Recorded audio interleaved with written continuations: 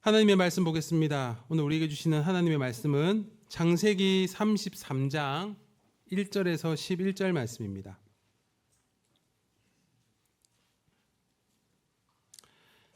창세기 33장 1절에서 11절입니다.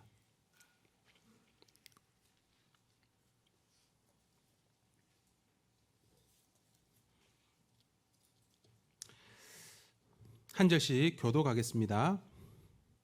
야곱이 고개를 들어보니 에서가 장정 400명을 거느리고 오고 있었다. 야곱은 아이들을 레아와 라헬과 두 여종에게 나누어서 맡기고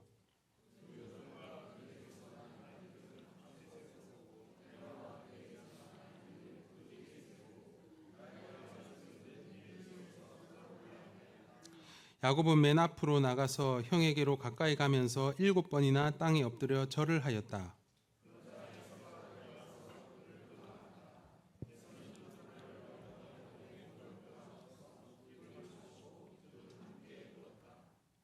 에서가 고개를 들어 여인들과 아이들을 보면서 물었다. 내가 데리고 온 이 사람들은 누구냐? 야곱이 대답하였다. 이것들은 하나님이 형님의 못난 아우에게 은혜로 주신 자식들입니다.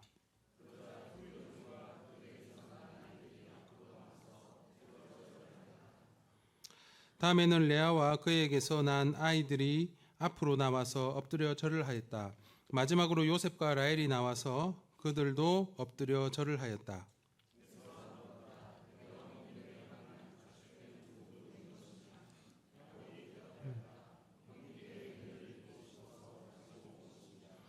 에서가 말하였다. 아우야, 나는 넉넉하다. 너의 것은 내가 가져라.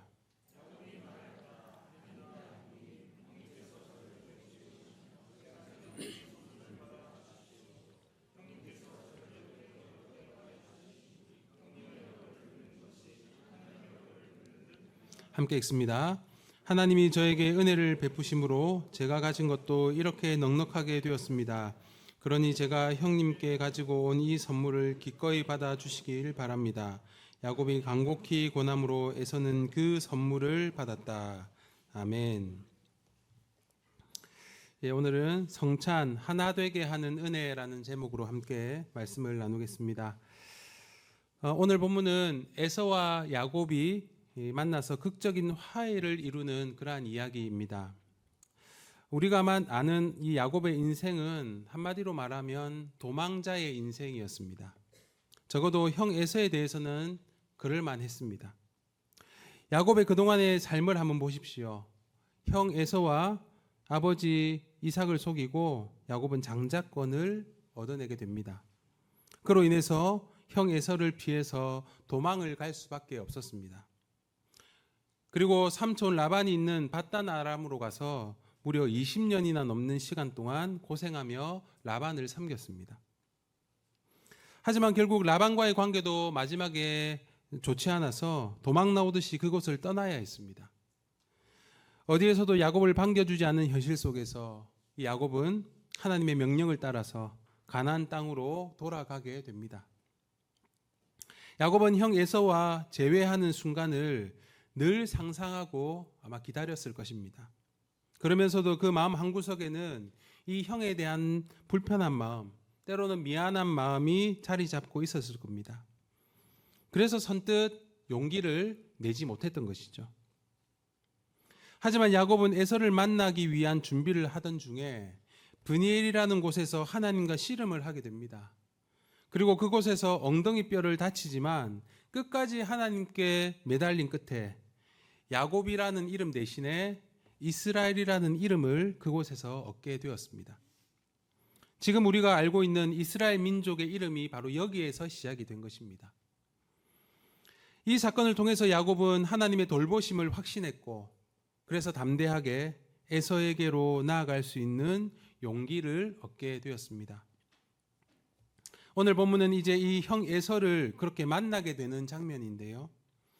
하나님의 인도하심과 하나님의 그 보호하심을 깨닫고 야곱이 용기를 내었지만 이 야곱도 사람이기에 여전히 형 에서를 만나는 것이 두렵고 떨릴 수밖에 없었습니다. 1절에 보면 야곱이 고개를 들어보니 에서가 400명의 장정을 거느리고 오고 있다라고 합니다. 그 모습을 보고 야곱도 다시 한번 자신의 진영을 자신이 계획했던 대로 정비하고 에서를 맞이할 준비를 했습니다. 근데 여러분, 오늘 본문에 보시면 우리가 좀 주목해야 될 부분이 있는데요. 그것은 바로 야곱과 에서가 만날 때 서로를 대하는 태도가 눈에 띄게 다르다라는 것입니다. 먼저 야곱을 볼까요? 지금 야곱은 에서를 만나면서 너무나 깍듯하게 예의를 갖추고 있는 것을 보게 됩니다. 3절을 보시면 자신의 가족들을 자신이 계획한 그 순서에 맞춰서 세우고 자신이 먼저 앞으로 나아가서 이마와 코가 바닥에 닿을 정도로 땅에 몸을 굽혀서 7번이나 절을 했다라고 합니다. 여러분, 이것은 신분이 낮은 사람이 신분이 높은 사람에게 절을 할 때 취하는 자세입니다. 8절에는 뭐라고 되어 있습니까? 에서가 물었다. 내가 오는 길에 만난 가축대는 모두 웬 것이냐? 야곱이 대답하였다. 형님께 은혜를 입고 싶어서 가져온 것입니다. 라고 말합니다. 여러분, 지금 야곱은 형 에서를 형을 대하듯이 하는 것이 아니라 주인을 대하듯이, 주인 앞에 나아가듯이 그렇게 하고 있습니다. 야곱은 지금 형 에서에게 굉장히 낮은 자세를 취하면서 그를 대하고 있지요. 아마도 그러한 태도가 에서를 만날 것에 대한 두려움과 미안함과 자신의 연약함에서 나온 것이긴 하지만 예전과는 다른 모습으로 지금 이 에서를 만나고 있는 것입니다. 그렇다면 에서가 야곱을 대하는 태도는 어떻습니까? 4절 말씀을 보실까요? 그러자 에서가 달려와서 그를 끌어안았다. 에서는 두 팔을 벌려 야곱의 목을 끌어안고서 입을 맞추고 둘은 함께 울었다. 에서는 야곱과는 조금 다른 모습을 보이고 있죠. 에서는 너무나 따뜻하게 야곱을 맞아주고 있습니다. 마치 전쟁에서 전투하고 돌아오는 사랑하는 가족들을 대하듯이 그를 끌어안고 입을 맞추고 기쁨의 눈물을 흘리고 있습니다. 과거 두 사람 사이에 씻기 힘든 아픔이 있었던 것을 깜짝같이 잊을 만큼 에서는 야곱을 너무나 기쁘게, 너무나 따뜻하게 맞아주고 있죠. 참으로 극적인 만남이고 너무나 감동적인 화해의 장면이 아닐 수 없습니다. 사실 우리가 이 이야기를 다 알고 있기 때문에 지금 우리에게 큰 감동이 없을 수는 있지만 사실 우리가 이 결말을 모른다면, 지금 이 장면을 모르는 상태라면 오늘 우리가 읽었던 이 창세기 33장 그 전까지는 도저히 상상할 수 없는, 도저히 우리가 예측하지 못하는 일이 바로 오늘 이 33장에 일어나고 있다는 것이죠. 너무나 놀라운 일이 아닐 수 없습니다. 저는 이 에서와 야곱의 이 만남과 화해의 모습에 포커스를 맞추고 묵상을 하면서 그런 생각이 들었습니다. 이들의 극적인 화해는 어떻게 이루어질 수 있었을까? 무엇이 이러한 만남과 화해의 결정적인 요소가 되었을까? 이런 생각이 들었습니다. 먼저 우리가 이 본문을 통해서 그 증거, 그 요소를 찾을 수 있는데요. 우리가 이 본문을 통해서 알 수 있는 것은 야곱과 에서가 만나는 이 과정 속에서, 만나는 이 장면 속에서 기존의 이 두 사람이 가지고 있던 삶의 태도와 방식과는 너무나 다른 모습으로 서로를 대하고 있다는 것입니다. 다른 모습으로 서로를 바라봐주고 서로에게 그 모습을 보여주고 있다는 것이죠. 야곱은 원래 어떤 사람이었습니까? 욕심이 많고 자기의 것을 얻기 위해서는 사람들을 속이는 일도 할 수 있는, 어찌 보면 이기적인 모습이 많은, 굉장히 계산이 빠른 그런 사람이었죠. 자신의 욕심을 채우기 위해서 자신의 생각과 계획을 따라서 움직이는 사람이었습니다. 그들의 대열, 그들이 이끌고 왔던 가족의 대열을 봐도 알 수 있지 않습니까? 하나하나 계획을 짜서 그 에서 앞에 나아가는 모습을 보면 참으로 생각이 많고 계획이 많은 그런 사람이었습니다. 근데 여러분, 에서를 만날 때 어땠습니까? 낮은 자의 자세로 에서에게 나아갑니다. 동생이 아닌 종의 자세로 형을 대하고 있습니다. 물론 그렇게 처신하는 것이 자신이 살 길이라고 생각했을지는 모르겠습니다. 하지만 그 전에 볼 수 없었던, 그 전에 야곱의 모습에서는 볼 수 없었던 철저히 낮아진 그 모습이, 그 야곱의 모습이 형 에서의 마음을 조금이나마 부드럽게, 조금이나마 무장시킬 수 있게 그렇게 했다라는 것이죠. 에서도 마찬가지입니다. 에서에게 야곱은 장자를 빼앗아간 동생이었습니다. 장자권을 빼앗아간 동생이었죠. 그 일로 인해서 에서의 마음속에는 야곱에 대한 미움과 분노와 상처가 가득했습니다. 심지어는 이 동생 야곱을 죽이려는 생각도 했었습니다. 야곱은 그런 에서의 불편한 심기를 알고 삼촌이 있던 밧단 아람으로 도망을 하게 된 것입니다. 그런 동생을, 그런 상처가 깊은 그 동생을 지금 다시 만나게 되는 것이죠. 근데 여러분, 그런 미움과 분노와 열등감의 대상이었던 이 야곱을 에서는 너무나 아무렇지도 않게 안아주고 입 맞춰주고 눈물을 흘리며 반겨주고 있습니다. 도무지 이해가 되지 않는 상황입니다. 야곱도 이런 환대를 생각하지는 못했을 것입니다. 그런데 여러분, 이 에서의 환대가, 아무 조건 없는 이 환대가 두 사람의 그동안의 모든 감정과 상처를 해소하는데 큰 역할을 하게 되었다라는 것이죠. 여러분, 이 두 사람의 태도의 변화는 과연 어디서부터 시작된 것입니까? 극적인 화해를 가져오게 했던 야곱의 변화, 이 에서의 변화는 어디서부터 시작이 되었을까요?